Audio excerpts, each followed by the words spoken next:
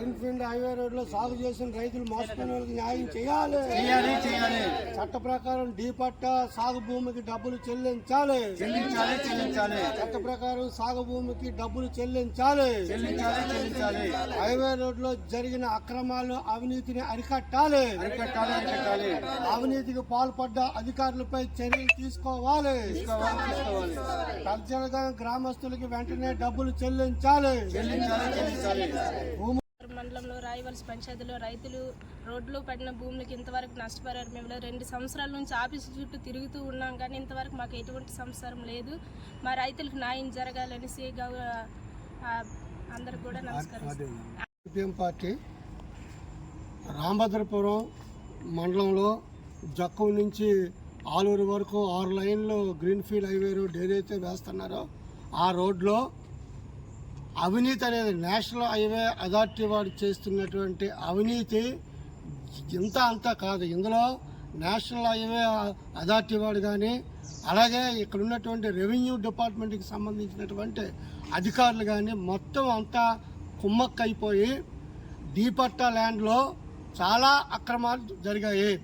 గత 25 ఏళ్ళు 30 ఏళ్ళుగా సాగులో ఉన్నటువంటి పెదచిలగ గ్రామంలో ఎస్టీ 5 కుటుంబాలు 2020లో మీరు ప్రారంభించిన నాటికి వాళ్ళు సాగులో ఉన్నారు. వాళ్ళకి చట్ట ప్రకారం నష్టపరిహారం చెల్లించాలా? వాళ్ళకి ఏ నోటీసులు ఇవ్వలేదు, ఏటి ఇవ్వలేదు. ల్యాండ్ ఏమో నువ్వు తీసుకున్నా రోడ్డు వేసాదు మీరు కాదు కాబట్టి ఈ భూమి మీదకి మీరు వస్తే మేము అంగీకరించమని చెప్పేసి నేషనల్ హైవే అథారిటీ వాడు కేవెట్ పిటిషన్ అనేది వేయడం జరిగింది. వాళ్ళు ఇచ్చిన ప్రొసీడింగ్స్లో ఈ 5 పేర్లు ఉన్నాయి, వాళ్ళకి డబ్బులు కేటాయించారు, అన్నీ ఉన్నాయి. మరి ప్రొసీడింగ్స్ ఇస్తున్నప్పుడు పేపర్ ప్రకటన చేస్తున్నప్పుడు మీ కళ్ళు పోయాయా అని చెప్పేసి మేము అడుగుతూ ఉన్నాం. ఏ విధంగా నువ్వు వాళ్ళ పేర్లు వేస్తావు? ఏ విధంగా దానికి డబ్బులు కడతావు? స్క్వేర్ మీటర్కి డబ్బులు కడతావు? ఆ రోజే నువ్వు ప్రొసీడింగ్స్లో చెప్పాలా అది వేకెంట్ ల్యాండ్, గవర్నమెంట్ ల్యాండ్, ఇందులో ఏ ఒక్కరు సాగుదారు లేరు అని చెప్పేసి దాన్ని డాష్ పెట్టాలా.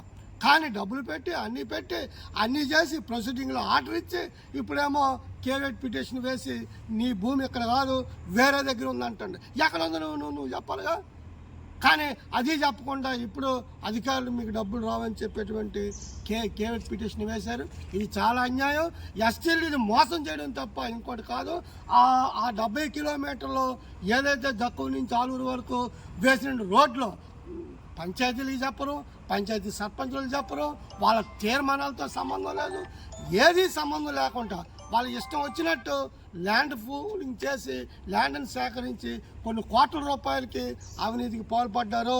దీని మీద జిల్లా కలెక్టర్ కానీ రెవెన్యూ అధికారులు అందరూ సమగ్రమైనటువంటి దర్యాప్తు జరిపి వాళ్ళకి న్యాయం చేయాలా. న్యాయం చేయకపోతే మేము రోడ్డుని అడ్డుకుంటాము, మీరు వేసిన రోడ్డుని అడ్డుకొని మా భూమి మాకు అప్పచెప్పండి లేదా డబ్బులైనా ఇవ్వండి అని చెప్పి మేము డిమాండ్ చేస్తామని చెప్పేసి ఈ సందర్భంగా తెలియజేస్తూ ఉన్నాం.